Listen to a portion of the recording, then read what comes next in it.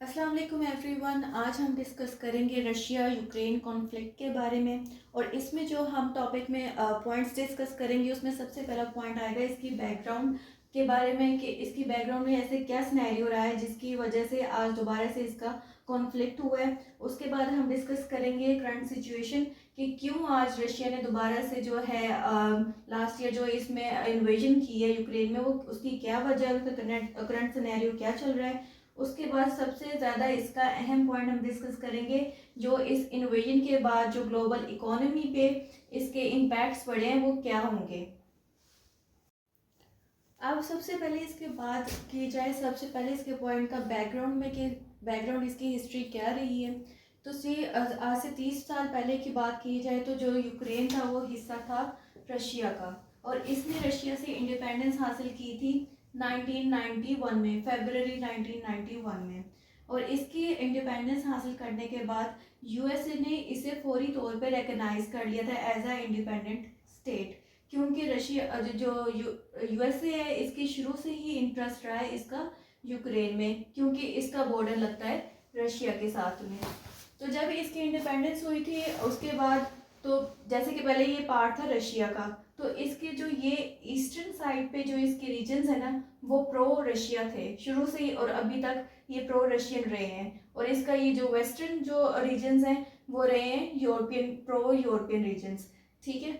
तो अब जब ये इसके जो ईस्टर्न बॉर्डर पे जो इसके रीजन्स हैं वो प्रो रशियन रहे हैं, तो वो हमेशा से उनकी ये कोशिश थी कि ये दोबारा से इसमें चला जाए स्टेट में, या इसका रशिया का इन्फ्लुएंस रहे इस पे, इस तरह करके इनमें बॉर्डर एक क्लैश रहा है यहाँ पे ना, एथनिक एक बॉर्डर रहा है ये हमेशा शुरू से।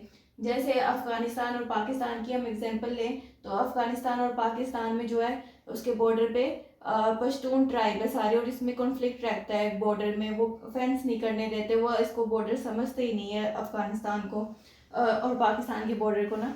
तो इसी तरह ये सेम इसका ये सिनेरियो रहा है कि रशिया के जो यहाँ के रीजन्स हैं वो इसको बॉर्डर नहीं समझते थे, वो हमेशा प्रो रशियन रहे हैं। तो एक इनमें ना इन्फ्लुएंस रहा है रशिया का हमेशा से यूक्रेन पे, वैसे भी रहा है क्योंकि ये इसका पार्ट रहा है, तो ये रशिया भी ये चाहता था ये कभी भी जो है ये वेस्ट की साइड पे ना जाए, ये यूरोपियन यूनियन की जो कंट्रीज हैं उसका इन्फ्लुएंस यूक्रेन पे ना रहे।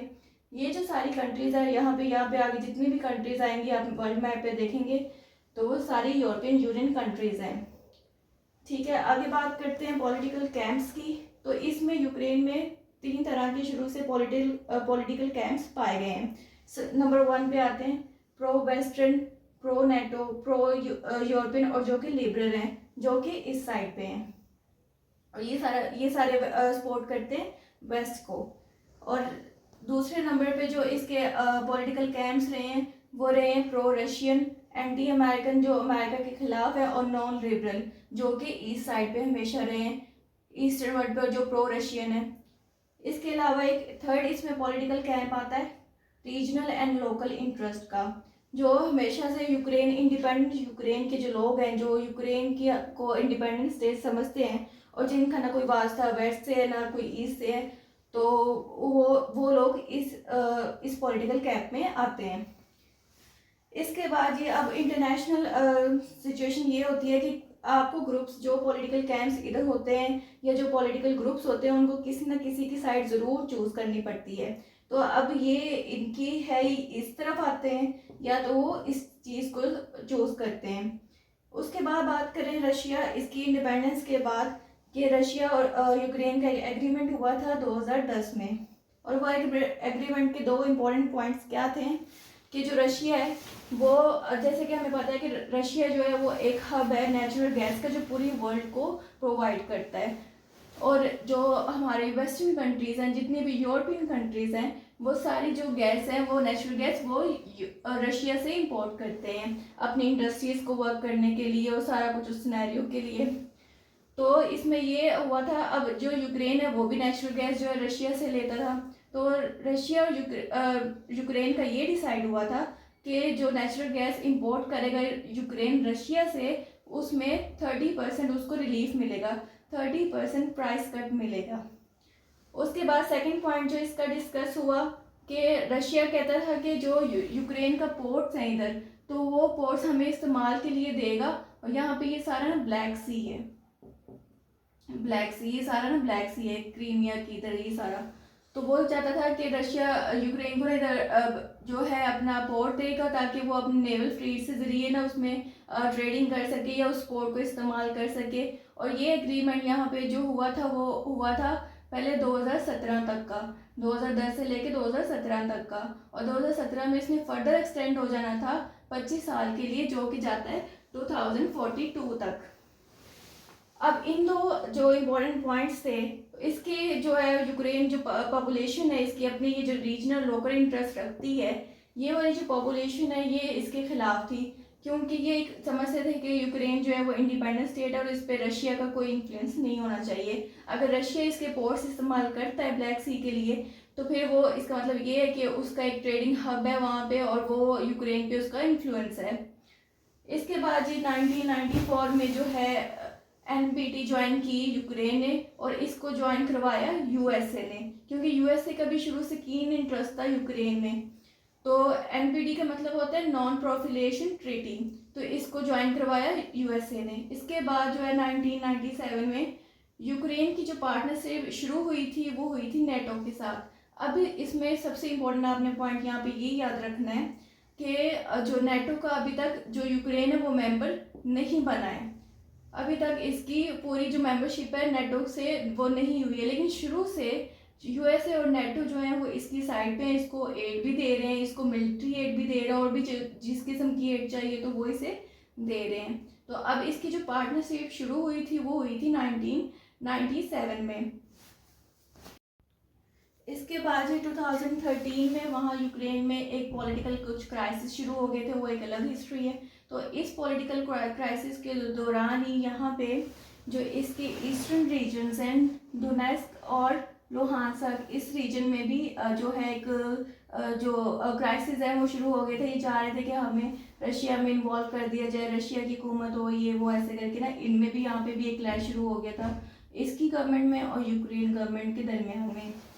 तो इसी दौरान ही फिर रशिया ने अपने ट्रूप्स जो है यहाँ पे एम्प्लॉय कर दिए थे यहाँ पे, और क्रीमिया की स्टेट में यहाँ पे डिप्लॉय कर दिए थे, क्योंकि ये चाहते थे, रशिया चाहता था ये इसके इन्फ्लुएंस में आ जाएं। और ये भी रेबल फोर्सेस यहाँ पे जितनी भी थी एरिया रेबल फोर्सेस में, तो रशिया उसको ट्रूप्स जो है वो अपने देता था वहाँ पे मिलिट्री। तो यहाँ पे भी काफ़ी कन्फ्लिक्ट शुरू हो गया था।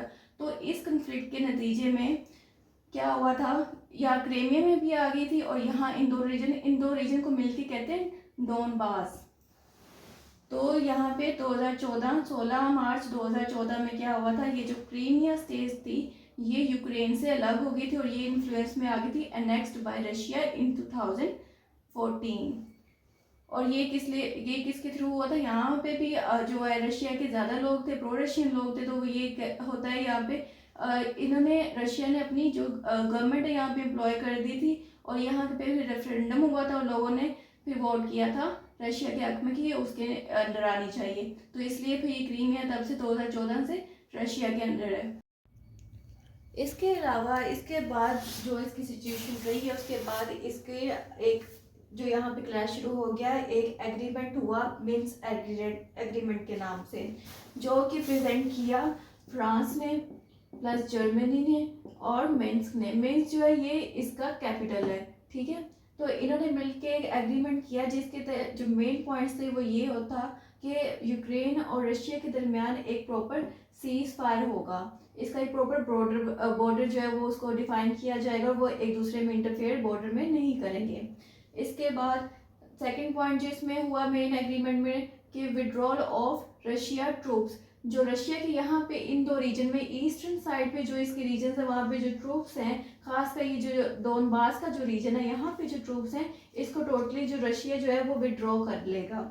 इसके बाद थर्ड पॉइंट इसमें क्या डिस्कस हुआ कि यूक्रेन का जो कंट्रोल है ऑल ओवर द यूक्रेन की जो जितनी भी स्टेट्स हैं उसके ऊपर इसका इंडिपेंडेंट कंट्रोल हो जाएगा। जैसे जो ये जो डोनबास जो रीजन है, जो ethnic pro Russian ethnic group है यहाँ पे इन दो रीजन्स में, तो ये भी जो रीजन्स हैं ये रशिया के फुली कंट्रोल में आ जाएंगी। तो ये जो एग्रीमेंट हुआ था ये हुआ था सितंबर 2014 में, लेकिन बाद में ये क्या हुआ, ये एग्रीमेंट फेल हो गया। उसके बाद मिन्स्क 2 एग्रीमेंट आया एक 2015 में, और ये भी बाद में फेल हो गया, ये नहीं चल सका। क्यों नहीं चल सका? क्योंकि रशिया और यूक्रेन का हमेशा से ये स्टांस रहा था। अब यूक्रेन का क्या स्टांस रहा था शुरू से कि कंप्लीट सीज फायर हो इसके बॉर्डर में, इसके और रशिया के दरमियान में, ये दोनों आपस में इंटरफेयर ना करें, और विड्रॉल ऑफ जो रशिया है वो रशिया जो है वो पूरी तरह से अपने ट्रूप्स का यहाँ से विड्रॉल कर ले। उसके बाद ये इन जो रीजन्स हैं यहाँ पे इलेक्शंस होंगे, और वो जो है रीजन डिसाइड करेंगे कि उन्होंने यहाँ पे यूक्रेन का हिस्सा बनना है या इन्होंने रशिया का हिस्सा बनना है।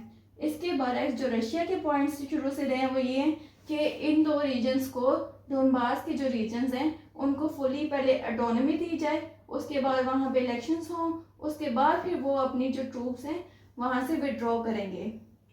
यानी कि यूक्रेन चाहता था कि ये पहले अपने ट्रूप्स जो हैं वो यहाँ से विड्रॉ कर ले, उसके बाद इस रीजन में इलेक्शंस होंगे, और रशिया चाहता था कि यहाँ पे पहले इनको ऑटोनॉमी दी जाए, इलेक्शंस हो, उसके बाद फिर वो अपने जो ट्रूप्स हैं वो विड्रॉ करेगा। इसमें सबसे इम्पोर्टेंट पॉइंट ये है कि जो रशिया है वो पूरी तरह से यूक्रेन को कभी भी कम्प्लीटली स्टेबल नहीं होना देना चाहता था। क्यों स्टेबल नहीं होना देना चाहता था? क्योंकि उसे पता था कि ये पूरी तौर पे स्टेबल हो गया तो ये चला जाएगा यूरोपियन यूनियन कंट्रीज के साइड में, या वेस्ट साइड पे, या यूएसए की साइड पे, तो उसकी तरफ चला जाएगा, और वो इसके लिए खतरा है। क्योंकि इसका जो बॉर्डर है वो जो है इसके साथ मिल रहा है, वो जो ज़्यादा यूक्रेन यूएसए और जो यूरोपियन यूनियन की कंट्रीज़ हैं उनका ईस्टवर्ड जो है वो ज़्यादा उसकी एक्सपेंशन हो जाएगी। तो इसलिए वो ये रशिया बिल्कुल नहीं चाहता, हमेशा से वो अपना इन्फ्लुएंस यूक्रेन पे रखना चाहता था। और यूएसए इसकी तरफ दूसरी तरफ ये चाहता था कि यूक्रेन जो है वो इससे इंडिपेंडेंट हो जाए और वो इसके यूएसए के इन्फ्लुएंस में आ जाए, ताकि वो अपने मोटिव्स के लिए रशिया के खिलाफ यूक्रेन को इस्तेमाल कर सके। अब बात करें इसकी करंट सिनेरियो की, जो कि अब रशिया ने इन्वेड किया यूक्रेन में 24 फरवरी 2022 में। इसने इन्वेजन फुली तौर पे कर दी यूक्रेन में। और वो यूक्रेन में इन्वेजन करने की वजह क्या थी, उसमें सबसे पहले हम देखते हैं कि 2018 में यूक्रेन ने जो है वो एक एक्सरसाइज अपने वेस्टर्न बॉर्डर पे एयरफोर्स एक्सरसाइज जो है वो लॉन्च की थी नेटो कंट्रीज के साथ।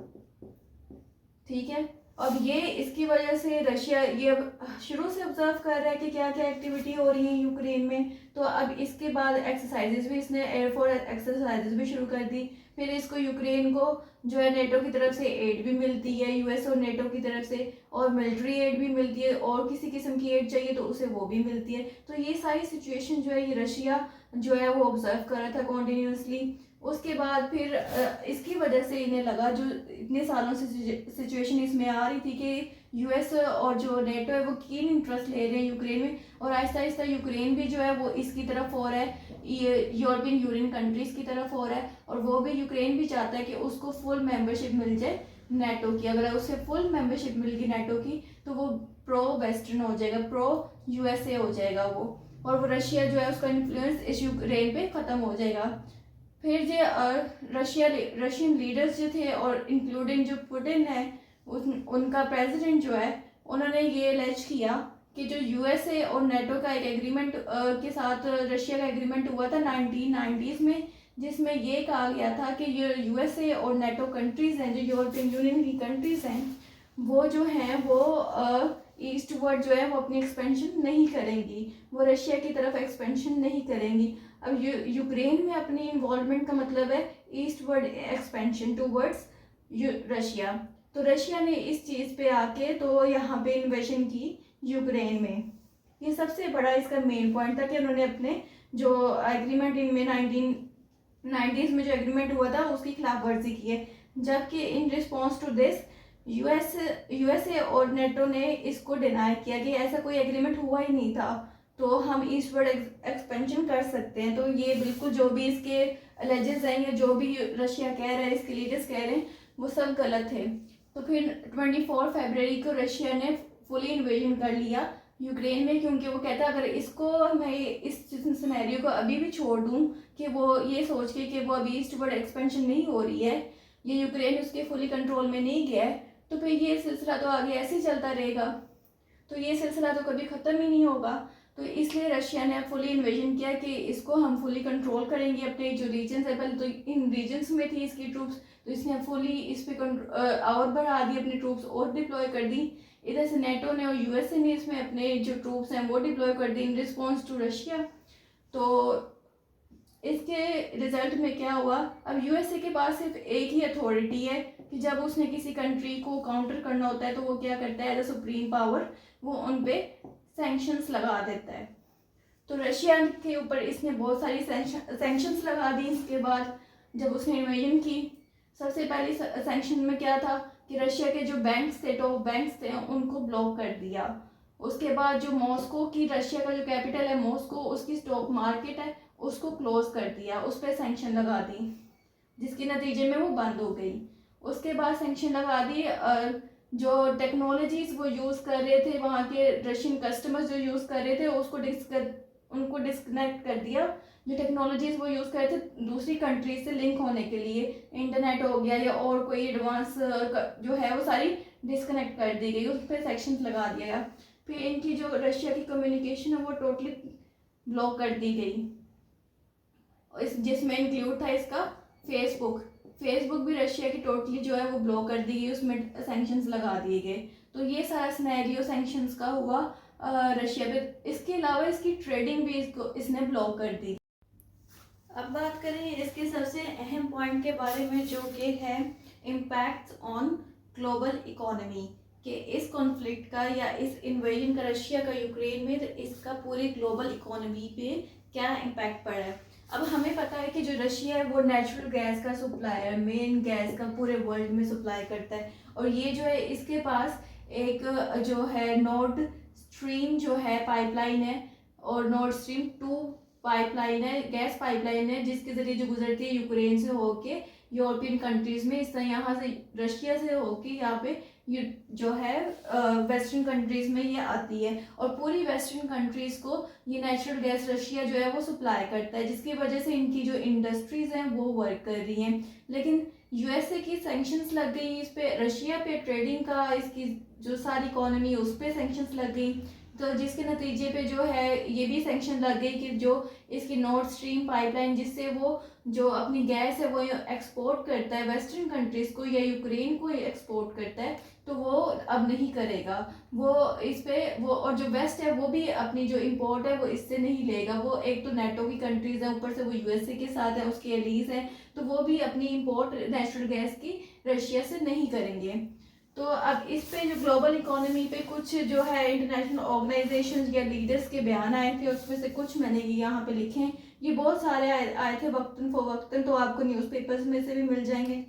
तो आईएमएफ ने इसमें, जो इंटरनेशनल ऑर्गेनाइजेशन है, इंटरनेशनल मॉनेटरी फंड, तो इसने क्या कहा इस पे कि इसके नतीजे में, इन सेक्शंस के नतीजे में क्या होगा, पूरी ग्लोबल इकोनॉमी पे स्वेयर इम्पैक्ट्स पड़ेंगे, swear impacts on global economy. फिर एच पॉवल एक लीडर था, जो फेडरल जो है इकोनॉमी है उसका चेयर है, तो उसने ये इसको गेम चेंजर का नाम दिया है कि ये जो जितनी भी सैंक्शंस लगी है इसकी वजह से जो है वो इकोनॉमी डिस्टर्ब होगी, सारी जो चेन्स हैं इकोनॉमी की, ग्लोबल इकोनॉमी की, वो डिस्टर्ब होंगी, और ये पूरी जो है इकोनॉमी ये रिन्यू होगी, और ये इसको इसने नाम दिया इसलिए गेम चेंजर का। इसके बाद एक लीडर जेपी मॉर्गन, जिसने ये बयान दिया कि जो यूक्रेन और जो रशिया है वो 3% ऑफ ग्लोबल आउटपुट देते हैं, मतलब ये जो सप्लाई करते हैं चीज़ें पूरी वेस्टर्न कंट्री को या ग्लोबली जो एक्सपेंड है वो पूरी ग्लोबली ऑफ वर्ल्ड जो 3% बनता है। तो ये एक बहुत अहम फिगर है 3%, जो सिर्फ रशिया और यूक्रेन से आता है। तो ये सारा कुछ इन्होंने कहा था। इसके बाद इसके मज़ीद इस पे CPB ब्यूरो नीदरलैंड्स का for the economy policy analysis, इसने क्या एनालिसिस किया कि वर्ल्ड ट्रेड जो है वो हाई हो जाएगी इन सेक्शंस के नतीजे में, क्योंकि जो वो गैस है वो अब इधर तो इस तरफ तो जा ही नहीं रही डायरेक्ट जो उसका था। अब वो जो यहाँ पे वेस्टर्न कंट्रीज़ हैं वो कोई और रूट देखेंगे या वो किसी और कंपनीज को इंटरनेशनल को अप्रोच करेंगे, जिसकी वजह से जो ट्रेडिंग है इसकी वो हाई हो जाएगी। इनकी गैस की ट्रेडिंग है या इनकी इंपोर्ट्स एक्सपोर्ट्स की ट्रेडिंग है जो गैस पे हैं, तो वो सारा कुछ वो हाई हो जाएगा। इसके बाद cross border financial flows decline. अब जो इस पे सैंक्शंस लग गई हैं तो इसमें इन्फ्लेशन हो जाएगी, जिसकी वजह से इनके जो फाइनेंशियल फ्लोज हैं जो वेस्ट में या और भी ग्लोबली, वो सारा कुछ क्या हो जाएगा, डिक्लाइन कर जाएगा। इसके बाद ही इसमें ये भी हुआ कि गैस प्राइस इन यूएसए जो है वो इंक्रीज करेगी। ना सिर्फ ये जो गैस प्राइसेस हैं वो वेस्टर्न कंट्रीज में इंक्रीज की, बल्कि वो यूएसए में भी इंक्रीज की, जो कि इंक्रीज करेगी $3.84 पर गैलन। तो ये अब मज़ीद जो है वो इंक्रीज करेंगी $4 पे। इसके बाद प्राइस ऑफ प्लाडियम जो कि यूज़ होता है ऑटोमोबाइल्स में, कैटलिक कन्वर्टर्स के तौर पे यूज़ होता है ऑटोमोबाइल्स में, तो इसकी जो प्राइस है वो भी इंक्रीज कर गई है अप टू 60% 2022 में। इसके बाद ये इन्फ्लेशन रेट है जो ऑल ओवर द वर्ल्ड है वो इंक्रीज कर गया है।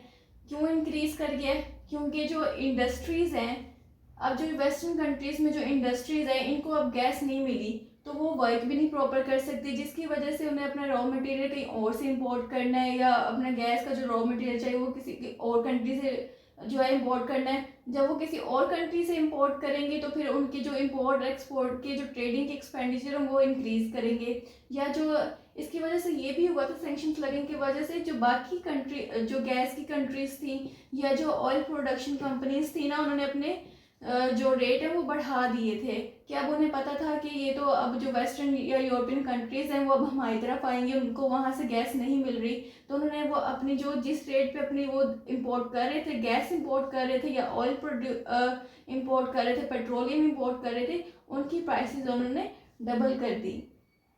तो जिसके नतीजे में क्या हुआ, अब जहाँ पे जो वेस्टर्न कंट्रीज़ है उनकी इंडस्ट्रीज़ को जो एक्सपेंडिचर है वो इंक्रीज़ कर गए, जिसकी वजह से इन्फ्लेशन हो गया। अब जब एक्सपेंडिचर उन्होंने इंक्रीज़ किए तो चीज़ें वहाँ पे महंगी हो गई, जितनी भी यूरोपियन कंट्रीज़ थी, तो उसकी वजह से वहाँ पे इन्फ्लेशन हो गई।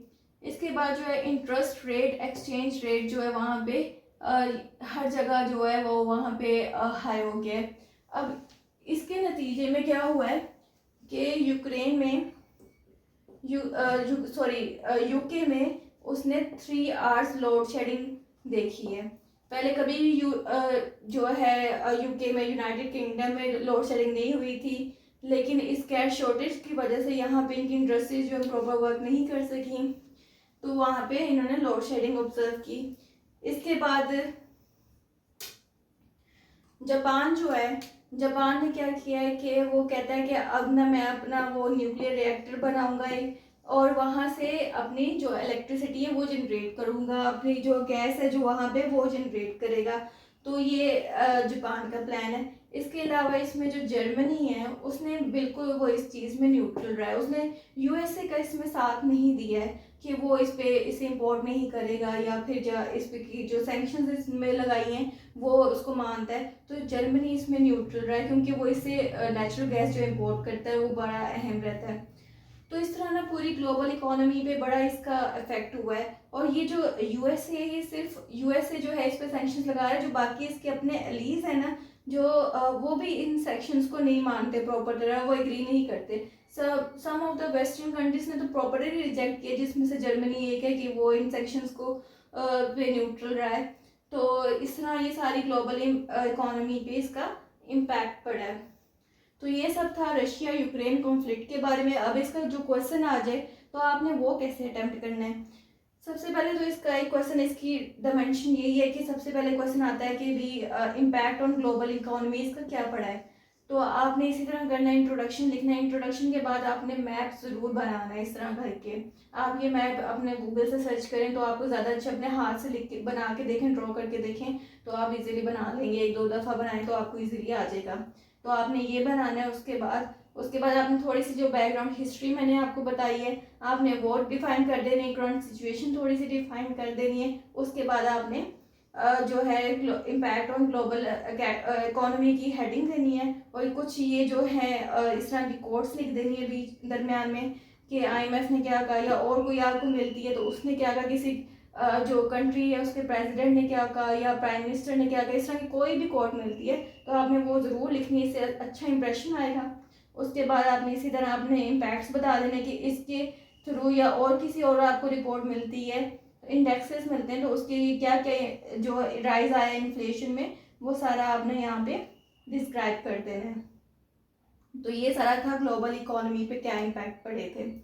तो यहीं पे अपना लेक्चर एंड करते हैं। मेरे चैनल को सब्सक्राइब ज़रूर कीजिएगा, दुआओं में याद रखिएगा। अल्लाह हाफिज़।